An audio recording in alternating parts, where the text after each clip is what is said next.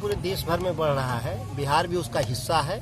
और इसमें double engine के जो सरदार हैं, दोनों लुटेरे सरदार, दिल्ली वाले प्रधानमंत्री और बिहार वाले मुख्यमंत्री, डीजल और पेट्रोल पर जितना उसका बेसिक प्राइस है उससे 2 गुना टैक्स वसूल रहे हैं। यह जो सरदार हैं दोनों, यह देश को लूट रहे हैं दोनों हाथ से, और उसमें उसी के चलते पूरी महंगाई बढ़ रही है। और प्रदेश में इस समय बेरोजगारी अपने चरम पे है, जैसा कि उन लोगों ने कहा था कि 19 लाख रोजगार देंगे। अभी लॉलीपॉप और झुनझुना दिए हैं। विधानसभा में बजट पेश कर रहे थे बिहार के उप मुख्यमंत्री और उनका जो सरदार हैं नीतीश कुमार, जो कहे कि 200 करोड़ में बिहार के 20 लाख लोगों का रोजगार हम लोग देने जा रहे हैं। स्वरोजगार को भी अब रोजगार मानते हैं। सबसे बड़ी परिभाषा बदल गया। रोजगार पहले हम लोग मानते थे जो सरकार में नौकरी मिलती थी उसको रोजगार मानते थे। स्वरोजगार जो अपना हम काम करते थे, बिजनेस व्यापार, उसको हम लोग स्वरोजगार मानते थे। अब ये कह रहे हैं स्वरोजगार ही रोजगार है। ये तो परिभाषा ही बदल दिया लोगों ने। और शेरे कैमूर और शेरे बिहार के नाम से जाने जाते हैं जगदानंद जी, और उनको तेज प्रताप जी ने कहा था कि हमारे पिताजी की बीमारी की वजह वही है और पार्टी को कमजोर कर रहे हैं। तेज प्रताप जी के बयान से पार्टी का कोई नेता, कोई कार्यकर्ता, कोई मतदाता सहमत नहीं है।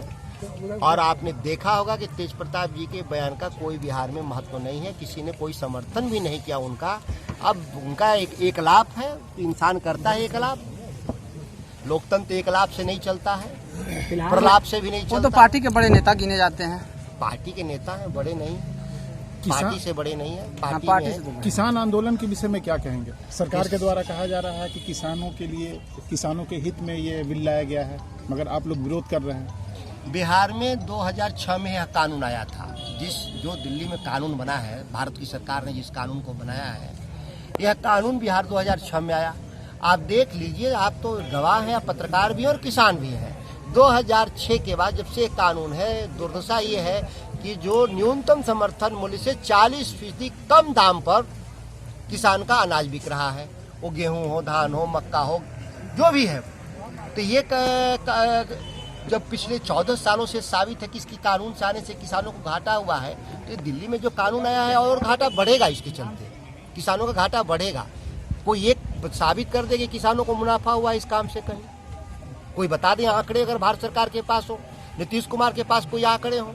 सिवाय यह जमीन पे खेती नहीं करते, ये कागजों की खेती कर रहे हैं। कागजों में खेती समझ रहे हैं ना, आंकड़ों की खेती कर रहे हैं। इस आंकड़ों की खेती से लोगों का पेट नहीं भरेगा। हम लोगों को जमीन पर जो पैदा होगा उससे पैदा हुए लोगों से पेट भरेगा। बिहार में सर कुछ दिन पहले 42वें मरकज का जो बहाली हुआ था उसको बर्खास्त किया गया, उन लोगों को निकाला गया, इस पर क्या कहना चाहते हैं? नीतीश कुमार की सरकार हर गैर कानूनी काम में लगी है जो नहीं करना चाहिए। हम इसके खिलाफ हम लोग प्रस्ताव देने वाले हैं। आप देखिएगा सोमवार को कि तालीम मरकजों को इस गलत तरीके से नीतीश कुमार ने फंसा करके और निकालने का जो काम किया, और हाई कोर्ट के आदेश को भी नहीं मान रहे हैं। उच्च न्यायालय ने आदेश दिया कि नहीं, की नियुक्ति सही है, और फिर आज कह रहे हैं कि नीतीश कुमार नहीं मान रहे हैं, डबल बेंच में जाने की बात कर रहे हैं। ये कोई रोजगार देना ही नहीं चाहते।